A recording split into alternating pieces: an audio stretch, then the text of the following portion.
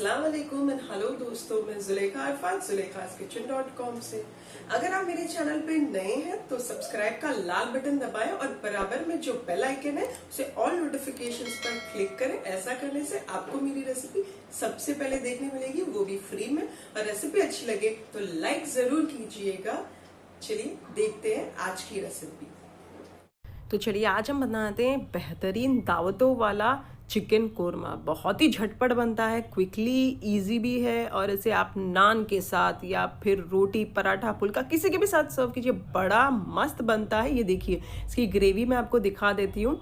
एकदम गाढ़ी भी नहीं होती और एकदम पतली भी नहीं होती है कि हम जो नान होते हैं ना, दावतों में जो नान रहते हैं उसके साथ खा सकें। तो चलिए शुरू करते हैं। तो चलिए सबसे पहले प्रिपरेशन कर लेते हैं। ये है 1.5 छोटा चाय का चम्मच जीरा, ये छोटा सा जायफल के 2 छोटे छोटे टुकड़े आप देख सकते हैं। ये है 2-3 हरी इलायची, एक बादियान, एक बड़ा टुकड़ा जावित्री का और 4-5 काली मिरी है, 4-6 लौंग है, एक डंडी दालचीनी की आप देख सकते हैं और ये 2 बड़ी इलायची, काली इलायची आप कह सकते हैं। ये सारी चीज़ों को मिक्सर जार के अंदर डालिए और बहुत अच्छा बारीक पीस लीजिए। चलिए ये पूरा पीस लिया मैंने बारीक। इससे आप एक प्याले में निकालकर साइड पर रख दीजिए। ये है 1.25 से 1.5 कप के दरमियान बिरिस्ता, घर का बना हुआ है। वैसे इसकी रेसिपी लिंक डिस्क्रिप्शन के अंदर है, आप वहाँ चेक कर सकते हैं। आप चाहें तो अभी फ्रेशली 3 बड़ी प्याज का बिरिस्ता फ्राई कर सकते हैं और फिर पीसिए। अभी मैं यहाँ बिना पानी डाले इसे पीस लेती हूँ।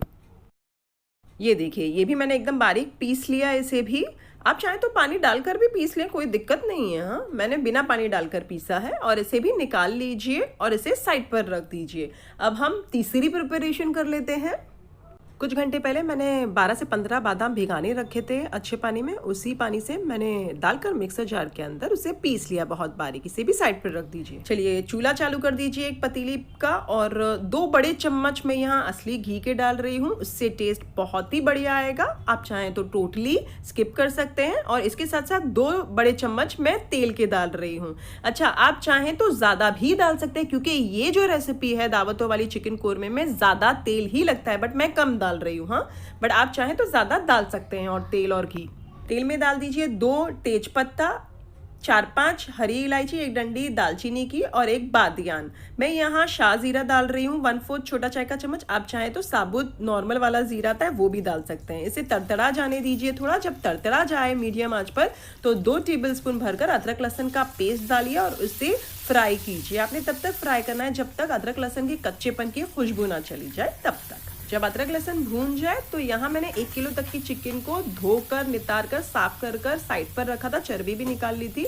अब इसे डाल दीजिए और इसे मीडियम आंच कर दीजिए चूल्हे को और थोड़ा हल्का नमक डालकर इसे मिक्स कीजिए और तकरीबन 4 से 5 मिनट तक मीडियम आंच पर फ्राई कीजिए ये चिकन को।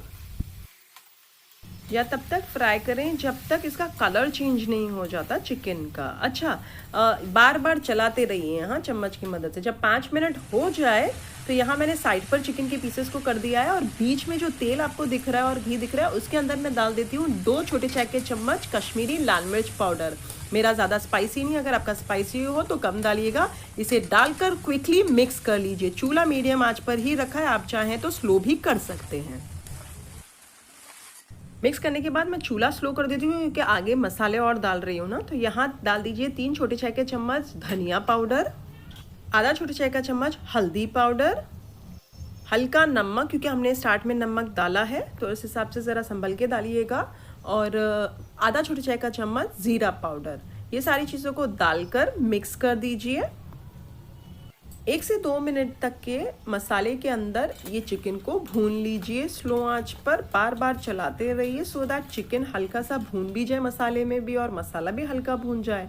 अब जब 1 से 2 मिनट हो जाए तो साइड पर हमने बादाम का पेस्ट रखा है वो डाल दीजिए। चूल्हा स्लो पर ही है, इसे भी मिक्स कीजिए और 1 मिनट तक फ्राई कीजिए।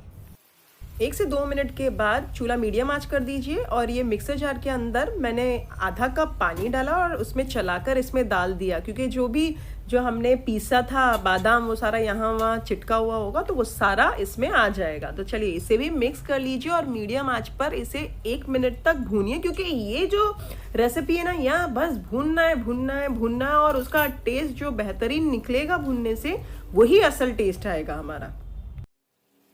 चलिए 1-2 मिनट हो जाए तो यहाँ मैं डाल रही हूँ 250 ग्राम दही। खट्टी दही बिल्कुल भी मत लीजिएगा, नहीं तो सालन खट्टा हो जाएगा। और दूसरी बात ये है कि दही को फेंट के डालिएगा, और चूल्हा अभी भी मीडियम आंच पर ही है। इसे मैं बहुत अच्छे से मिक्स कर लेती हूँ। और आप दही में भी इसे आपने तब तक पकाना है जब तक तेल छूट नहीं जाता, क्योंकि तब तक दही भी अच्छे से पक जाएगी। मैंने चूल्हा मीडियम पर ही रखा है। हाँ,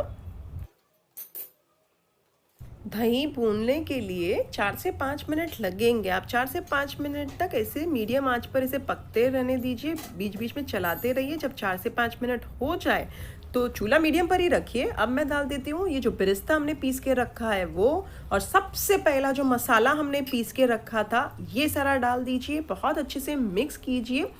फिर से इसे भी 1 से 2 मिनट तक मीडियम आंच पर भूनने दीजिए। जैसे मैंने कहा, भूनना बहुत इम्पॉर्टेंट है ये रेसिपी के अंदर।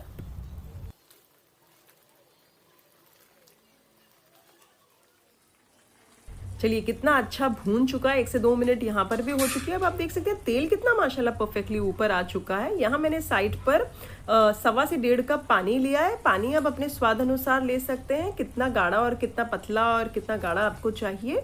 अच्छा, मैंने फिर से मिक्सर जार में इसके लिए डाला है, क्योंकि मेरी मिक्सर जार थोड़ी सी खराब हो गई है छोटी वाली, तो मुझे बड़े में पीसना पड़ा। तो मैंने छोटे वाले में, जैसे आपने देखा, स्टार्ट में डाला, और अब मैंने बड़े वाले में पानी अब डाल के मिक्स करके इसमें डाल देती हूँ।